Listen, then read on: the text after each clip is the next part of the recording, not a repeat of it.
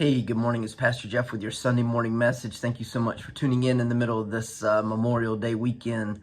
I know a lot of our Freedom family and a lot of our friends and family outside of Freedom are traveling, camping, beaching it, boating it, whatever it is. Just be safe and enjoy your weekend. And I wanted to pre-record this message for you because you're not able to be here with us in person.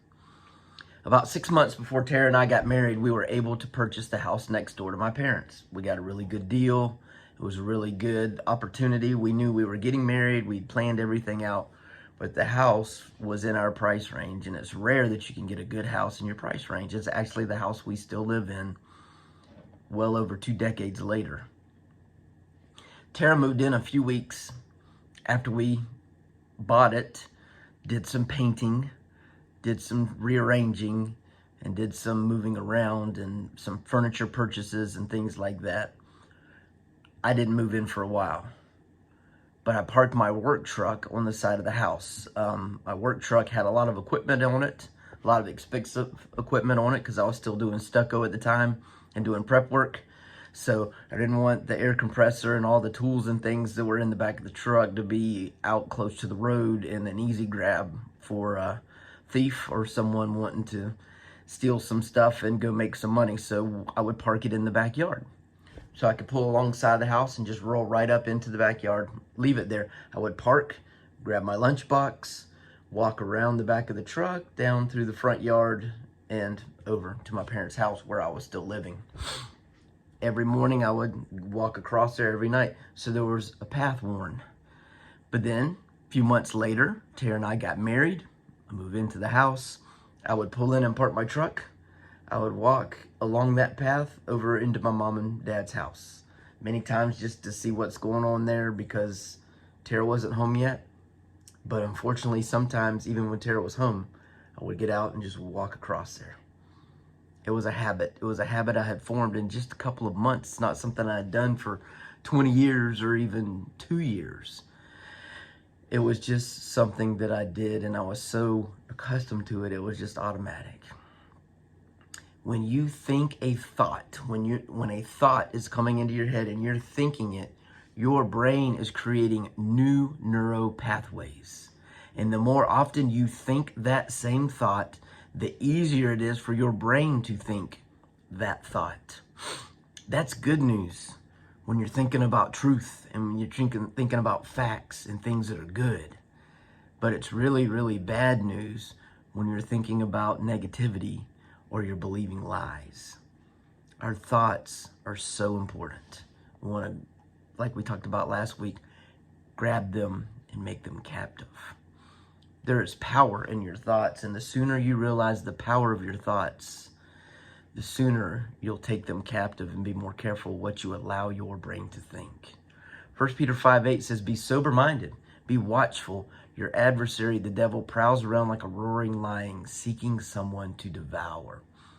Satan is looking for an opportunity to devour us, and his easiest grab is in our thoughts, making us think less of ourselves, making us feel like we're a mistake, we're a bad person, instead of a person who makes mistakes. It says be sober-minded, which means seeing things and experiencing things for what they actually are. What would the opposite of sober-minded be? Drunk. And being drunk does what? It distorts your senses. If you have something important to do, if you have somewhere important to be, most likely you're not going to do it while you're drunk because you want to be sober-minded. Then it says be watchful. When I think about that, I think about a night watchman over a fortress or the lookouts on a huge ship. They're watching and looking. They have to remain sharp. And the opposite of this would be sleeping. If you have something important coming up, something important going on, you want to be awake for it, don't you? You want to be sober-minded and you want to be awake. So the writer here is saying, don't get caught sleeping and losing your senses. And be even more careful not to dull your senses, because letting your guard down starts in your mind and it ends in your heart. There are 3 things that cause negative thoughts in our lives. The first one is jumping to conclusions. It's applying what happened in one experience to all future experiences. If someone's mean to you, you think everyone is mean. If someone does something wrong or is wrong, then everyone like that person is wrong. So if a doctor does something and that doctor is wrong, you're not going to go to another doctor if you have this mindset of jumping to conclusions, because you're going to assume all doctors are going to be wrong. If a teacher does something that isn't professional, then you're going to assume, if you have this mindset, that all teachers are unprofessional. This is stereotyping, it's generalizing, and it's letting perception become reality. What does Matthew 7 say about this, verses 1 through 5? Judge not, that you will be not judged. For with the judgment you pronounce, you will be judged, and with the measure you use, it will be measured to you. Why do you see the speck that is in your brother's eye, but not notice the log that is in your own eye? Or you can say to your brother, let me take the speck out of your eye when there is a log in your own eye. You hypocrite, first take care of the log out of your own eye, and then you will see clearly to take the speck out of your brother's eye. First of all, the Bible is telling you, anytime you judge, anytime you lump people together, they're going to do the same thing to you. The same measure is going to be thrown back to you. So if you are stereotyping, someone is going to stereotype the group you belong to. If I'm stereotyping doctors or teachers or mechanics or plumbers or construction workers or psychiatrists and therapists, they're going to be doing the same thing to pastors. They're going to say, hey, you know what? I've seen some pastors that made some mistakes. You're one of those. So we see the speck in someone else's eye while missing the plank in our own eye. Stereotyping is judging, and it's based on incorrect and incomplete information about someone or a group of people. Labels will always divide us. Next thing that causes negative thoughts is should statements. Should statements are always unrealistic and cause us to feel pessimistic. The first business card I ever had said underneath it, the biggest gap in the world is the gap between I should and I did. The biggest gap in the world is between I should have and I did. There are always going to be things you should have said, things you should have done. And if you don't do them, then it's 300 or 180 degrees away from I did. It's as far away as possible, as far as the east is from the west. Romans 12:2. Do not conform to the pattern of this world, but be transformed by the renewing of your mind. Then you will be able to test and approve what God's will is, his good, pleasing, and perfect will. The bottom line is this: God has good, pleasing, and perfect plans for every single one of us. He wants us to be transformed and renewed, and it starts with our minds. Because God wants only what is best for us. He gave his absolute best in his Son. But we also have to realize that as Christians, we are called to not conform any longer to the patterns of this world, meaning the behaviors and the customs and the beliefs that are usually selfish in this world are also very corrupting. Refusing to conform to this world must go beyond just our behavior and just our customs. It has to be firmly planted in our minds and in our hearts. So do not conform, but be transformed. How do you do that? How do we not conform? How do we be transformed? By renewing our mind. And you cannot renew your mind with should have statements. You cannot move forward with I should have statements running around, running rampant in your mind. You have to set those aside. Be renewed so that you can be transformed and be a little more like Christ every day.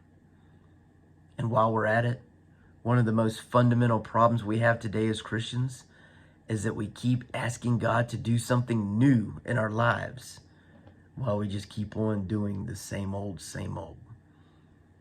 We have to be transformed instead of conforming.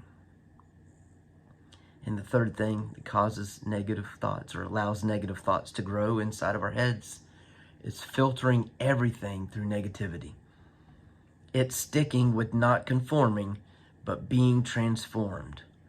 We have got to check our filters.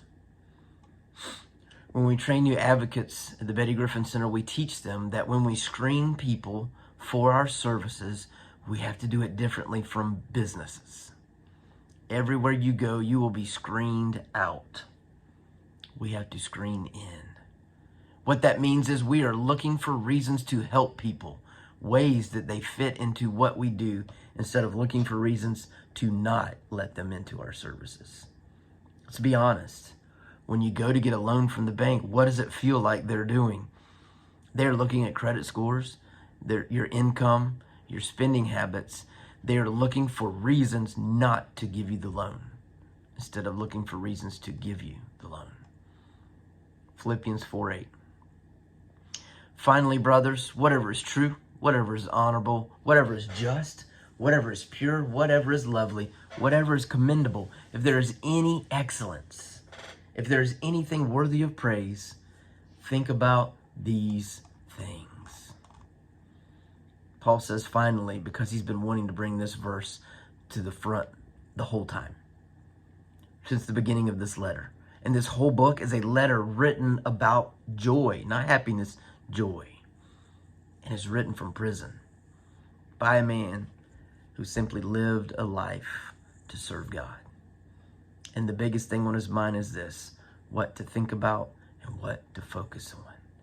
So to throw away those negative thoughts, and we'll get deeper into this next week, we have to start by thinking about what's true. Is it true? Those should statements. Yes, it's true, you should have done it, but you can't. So stop thinking about it. Those negative thinking, those negative thoughts, no, transform them. Transform them. Stop conforming. Stop walking around and feeling defeated. Is it honorable? Are these thoughts you're focusing on something that would bring honor if people knew your thoughts? There are times, as a pastor, that I am so thankful that people can't read my mind. When I sit and do counseling with people and they say things, they'll look at me and go, I know what you're thinking. And sometimes I'll go, no, you don't, and I'm glad you don't. Because our thoughts, they can get out of hand, and you have to grab them and make them captive quickly. Whatever is just. Is it just? Does it bring justice? Is it right? Is it strong? Is it based on morals? Is it pure? Those thoughts we've got to keep our minds pure and clean. Is it lovely and commendable? Is it something full of beauty? Is it excellent? Is it something that excels, that shows excellence in what it's doing? Is there anything within it that is worthy of praise? Think about these things. And what that last sentence drives you to is Jesus. There is only one human being ever that has been worthy of our praise, and that's Jesus. Yes, we can praise people, and we can thank people, and we can lift people up, but we can't do it all the time.